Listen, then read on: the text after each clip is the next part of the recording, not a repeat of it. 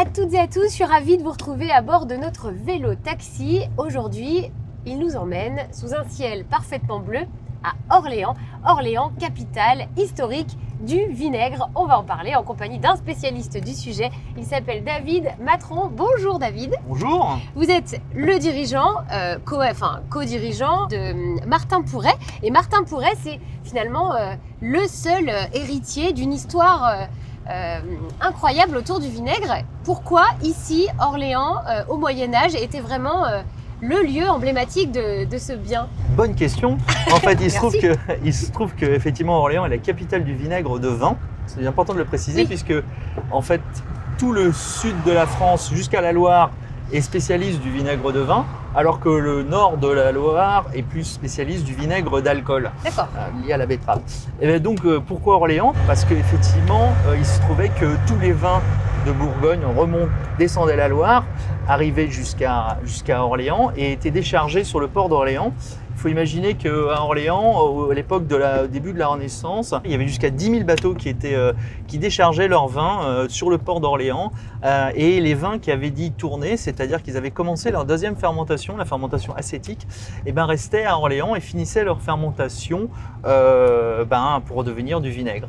Ce nectar que l'on fabrique aujourd'hui. Dans cette rue, dans ce qu'on appelle le faubourg Bagné? Absolument. Le faubourg Bagné étant le lieu de prédilection de la fabrication de vinaigre. Et au début du XXe, il y avait jusqu'à 400 vinaigriers. Et puis, au fil du temps, avec la concentration des différentes familles, avec également la course au prix, il se trouve qu'aujourd'hui, Martin Pourret est la dernière maison à faire perdurer ce savoir-faire et la dernière maison également orléanaise à faire perdurer ce savoir-faire dit de la méthode orléanaise de fermentation lente en fût de chêne. Voilà. Donc vous êtes un petit peu les irréductibles gaulois. On est les irréductibles gaulois et surtout les garants d'un savoir-faire ancestral, puisqu'effectivement dès 1580, Henri III décide par lettre patente de reconnaître la confrérie des maîtres vinaigriers et moutardiers, parce que quand on était maître vinaigrier, on était souvent maître moutardier également. D'accord, ça allait ensemble et ça va toujours ensemble. Ça va toujours ensemble, puisqu'effectivement Martin Pourret garde ce savoir-faire et fait perdurer cette méthode aussi de fabrication de la moutarde d'Orléans. Alors, c'est quoi la méthode orléanaise pour faire la différence avec la méthode qui n'est pas orléanaise? Alors, la méthode orléanaise, c'est toujours à partir de vinaigre de vin. Donc déjà, la base, c'est toujours du vinaigre de vin blanc ou du vinaigre de vin rouge.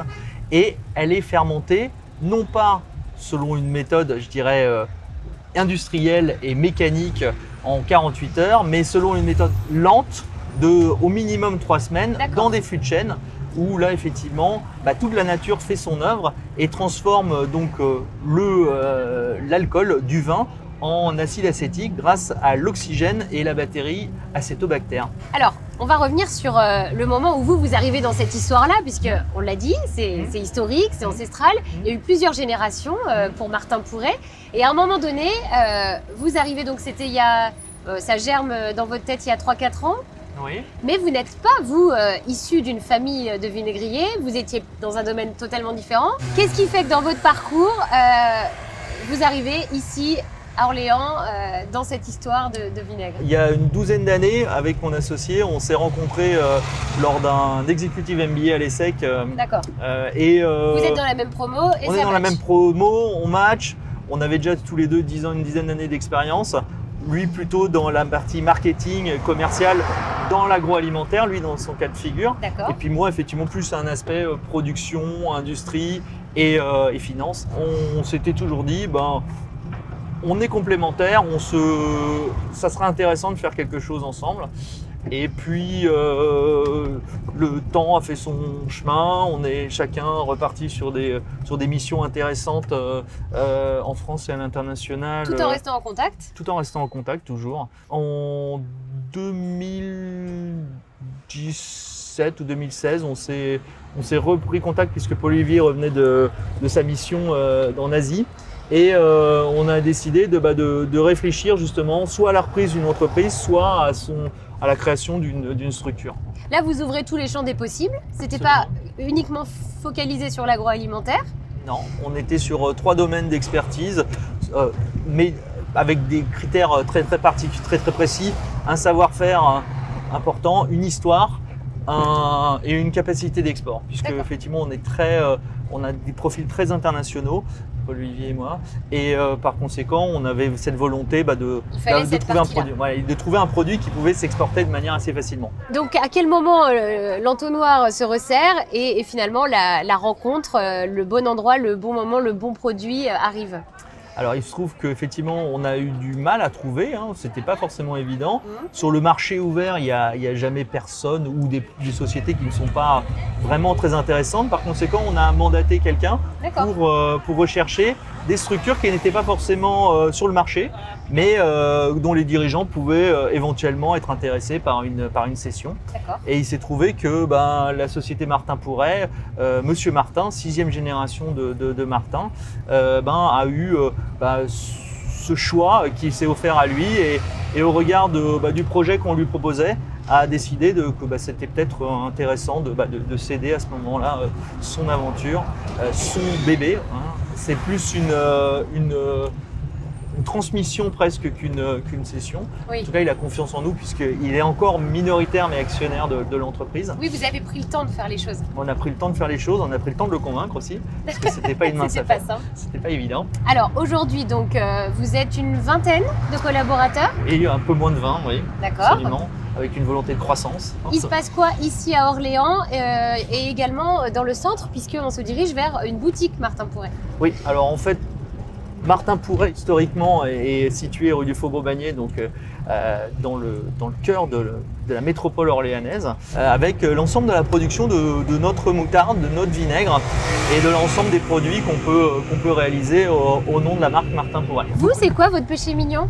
Un truc que vous adorez parmi la gamme de produits que vous fabriquez? Moi, j'adore notre moutarde. Notre moutarde, elle a un avantage de fou et quelle que soit l'aromatisation de cette moutarde, j'ai une passion pour cette moutarde parce qu'elle c'est pas déjà une moutarde forte.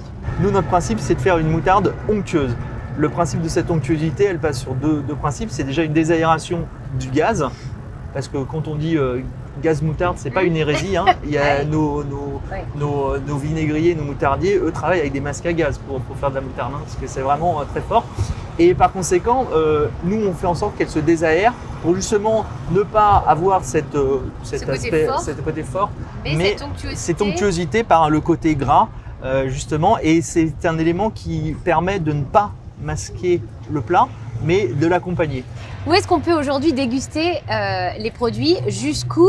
Et je pense là vraiment au périmètre planète entière, puisqu'il y a quand même cette ambition internationale un peu inscrite dans vos gènes à tous les deux. Aujourd'hui, effectivement, on a une bonne diffusion en France. On commence à avoir une bonne diffusion en France. On est très présent essentiellement dans le centre Val-de-Loire, bien évidemment, qui est notre terroir d'origine. Et on a cette volonté de s'ancrer vraiment dans ce territoire. Et puis, on est présent à Paris. Et on commence une diffusion de plus en plus importante dans les régions comme l'Est, comme le Sud-Ouest, où on essaie de diffuser de plus en plus au niveau national, à la fois dans le circuit GMS, qui représente 70% de notre activité aujourd'hui, mais également dans tout ce qui est épicerie fine, puisque aujourd'hui, de par le changement de packaging qu'on a pu réaliser, effectivement, on a un attrait de plus en plus important de la part de ce circuit de distribution et on essaye de leur proposer des produits qui ne seraient pas diffusés dans les mêmes circuits que la GMS. Donc on essaye d'avoir une largeur de gamme qui permet d'avoir une différenciation entre les différents circuits de distribution. Après, vous parlez d'international. Historiquement, Martin Pourret est le leader du vinaigre en Norvège. Alors c'est un pays de 5 millions d'habitants, ça reste relativement marginal, mais on est quand même très fiers d'être le vinaigre le plus vendu au nord du monde, presque le vinaigre du Père Noël, puisqu'on est vendu dans les îles, les Spitzberg, qui sont les îles les plus au nord quasiment du monde. Et puis, avec cette diffusion, on souhaite attaquer des pays comme la Suède, le Danemark, qui sont des pays de cœur pour mon associé, mais également des pays assez proches en termes de consommation. Et puis, on est aussi présent au Japon, de la même manière historiquement, avec un distributeur qui a une diffusion plutôt professionnelle, avec lui, une nécessité de diffusion un peu plus, je dirais, B2C. Et notre gros challenge, ça va être l'attaque dans les années à venir, ou dans les semaines à venir, ou dans les mois à venir, du marché américain. Et vous, en tant que dirigeant, quand vous avez des doutes, des questions auxquelles vous avez du mal à trouver des réponses, vers qui vous vous tournez, vous partagez, vous échangez avec qui? Moi, j'ai un gros avantage, et je pense qu'à titre personnel, je n'y serais jamais allé seul si j'ai un associé. Ouais. Et ça, je pense qu'aujourd'hui, c'est clé. C'est vraiment quelque chose de très positif. On n'a pas du tout la même personnalité, on n'a pas du tout la même manière de voir les choses. C'est peut-être pour ça que ça fonctionne. C'est certainement pour ça que ça fonctionne. Enfin, en tout cas, jusqu'à présent, ça fonctionne très bien. Ça permet de confronter les idées, ça permet n'étant pas d'accord, de pouvoir trouver à la fois des compromis qui sont pas toujours des compromis positifs pour les deux, mais trouver des choses qui soient complémentaires. Ouais. Mais si je prends nos exemples, forcément, un commercial, marketing aura une volonté de développement fort, de croissance. Et effectivement, j'aurais peut-être plus un aspect modérateur sur certains aspects, avec effectivement peut-être plus de prudence. De prudence, oui. Pas toujours positif, mais c'est vrai que moi je vois à titre personnel, si jamais je m'étais lancé dans l'entrepreneuriat seul, j'aurais été peut-être trop prudent. Oui. Voilà. Donc c'est super de pouvoir être à deux. Exactement. Je pense que c'est un élément clé. Ouais. C'est quoi la phrase que vous répétez souvent, votre leitmotiv, ou quelque chose que vous avez tendance à dire? On fait pas de bon vinaigre sans bon vin. Super. Logique. Non, mais c'est une phrase de Monsieur Martin. Effectivement, on a cette image du vinaigre comme étant les mauvais vins, les vins carrés tournés. Finalement, le vinaigre, c'est vin aigre. Mais chez nous, de par la méthode de fermentation, comme c'est une fermentation lente, que c'est une fermentation qui n'énature pas le vin, et si on n'a pas justement cette qualité du vin, on n'obtiendra pas du vinaigre de qualité. Allez, pour terminer, votre chanson fétiche, celle qui vous met de bonne humeur, ou un titre que vous aimez, ou auquel vous pensez là tout de suite maintenant avec cette balade au soleil. Alors je conduis beaucoup, je vais beaucoup en voiture. Alors en voiture. Et souvent le matin pour me réveiller, mais ça n'a rien à voir avec le boulot. Je mets AC/DC, Highway to Hell. Un petit AC/DC, c'est sympa. Non, mais c'est vrai que c'est marrant. Ça réveille le matin en tout cas. Mais ça n'a rien, je répète, ça n'a rien à voir avec le boulot. Non, bien sûr que non, rien à voir. Je ne vais pas vers l'enfer. Bien au contraire. Merci beaucoup. Je vous propose qu'on termine tranquillement notre balade au rythme du vélo-taxi, qui correspond bien au rythme de la fermentation, puisqu'on l'a compris, il faut du temps. Exactement, le principe c'est qu'il faut prôner la lenteur. Merci, on va faire l'éloge de la lenteur et on va se quitter ainsi. Un grand merci pour votre accueil. Et puis on souhaite plein de belles choses à Martin Pourret et on a hâte de goûter cette moutarde particulièrement onctueuse. Voilà, on vient justement de passer devant la boutique. Merci, à très bientôt pour un nouvel épisode de Je vous conduis. Merci beaucoup. À bientôt. Je vous conduis vous a été présenté par CIC West.